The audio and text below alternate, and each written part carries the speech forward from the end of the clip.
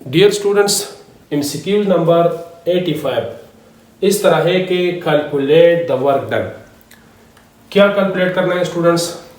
Work done calculate करना है, ठीक है। When 1 mole of an ideal gas, gas कौन सा लिया गया है? 1 मोल आइडियल गैस है, क्योंकि गैस के भी दो मुख्तलिफ टाइप्स है, एक रियल है और एक क्या है? आइडियल है। और ये आइडियल गैस एक्सपेंड करता है, ये चीज़ भी जहन में रख ले स्टूडेंट्स, मैं उसको सर्कल करता हूँ। अगर वर्क डन मतलब एक्सपेंशन है या कंप्रेशन है, अगर कंप्रेशन है तो W का साइन पॉजिटिव होगा, ठीक है। अगर एक्सपेंशन है तो W का साइन नेगेटिव होगा। ये इस MCQs में एक ट्रिक है, ठीक है।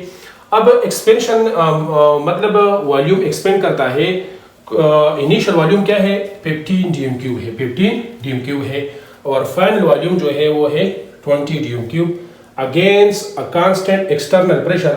और प्रेशर कांस्टेंट है, लेकिन इसका वैल्यू क्या है? 2 atm है, 2 एटमॉस्फेयर है, ठीक है।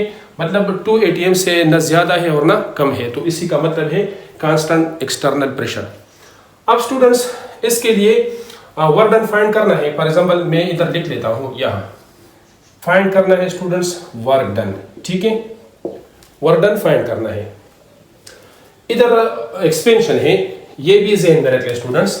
For example 1 mole of A gas है यहाँ, ठीक है, 1 मोल ऑफ ए गैस है, और इनिशियल वॉल्यूम इधर क्या है? 15 dm³ है। मैं इधर लिख लेता हूँ, ये वॉल्यूम कितना है?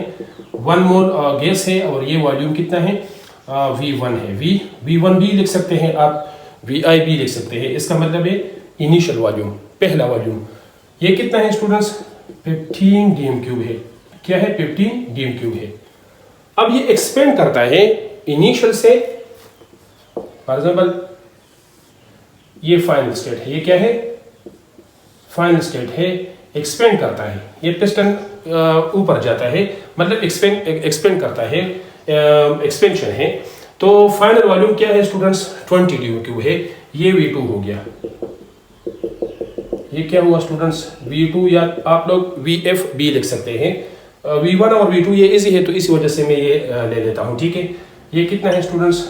20 dm³ है। और प्रेशर क्या दिया गया है स्टूडेंट्स? प्रेशर है 2 atm। लेट सपोज मैं इधर लिख लेता हूँ कि P क्या है? 2 atm है। क्या है? atm mean atmospheric pressure. Work done find करना है स्टूडेंट्स। अब इधर इक्वेशन में लिख लेता हूँ कि W मेरे साथ है, W is equal to P del V, P del V। अब अगर स्टूडेंट्स ये कंप्रेशन है, फॉर एग्जाम्पल ये वॉल्यूम को मैं कंप्रेस करता हूँ, तो W का साइन क्या होगा? पॉजिटिव होगा, ठीक है, ये ज़हन में रख ले। और इधर एक्सपेंशन है, जिस तरह आप लोग लिख लेते हैं कि एक है एंडोथर्मिक और एक है एक्सोथर्मिक। तो एक्सोथर्मिक रिएक्शन के लिए for example heat will goes from the system toward surrounding, तो इसके लिए जो एंथैल्पी चेंज है या हीट चेंज है वो नेगेटिव है। तो आप भी इस तरह लिख ले। अगर कंप्रेशन है तो एंडो वर्क लिख ले। क्या लिख ले? ज़हन में रख ले, एंडो वर्क। और अगर एक्सपेंशन है तो ये क्या हुआ? एक्सो वर्क। तो एक्सपेंशन के लिए स्टूडेंट्स W क्या है? नेगेटिव है। W क्या है? नेगेटिव है। तो इधर मैं लिख लेता हूँ -P del V, -P del V। ये ज़हन में रख ले, ठीक है students.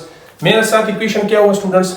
W is equal to -P del V। इस इक्वेशन में मैंने वैल्यू पुट करने हैं, ठीक है।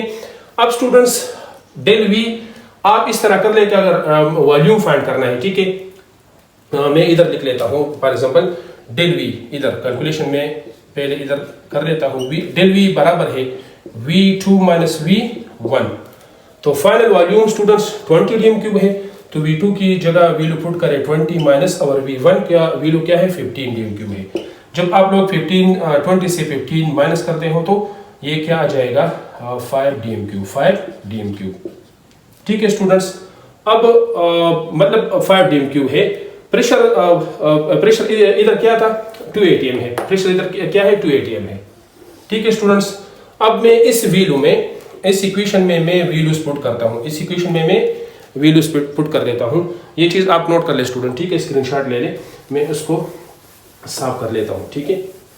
इस इक्वेशन में स्टूडेंट्स क्या कर रहे हैं? वैल्यू पुट कर रहे हैं इसमें। तो W बराबर है माइनस, प्रेशर का वैल्यू क्या था स्टूडेंट्स, 2 atm था। मैं इस तरह लिख भी लेता हूं ताकि यूनिट में आप लोगों को बाद में कोई प्रॉब्लम ना हो, ठीक है।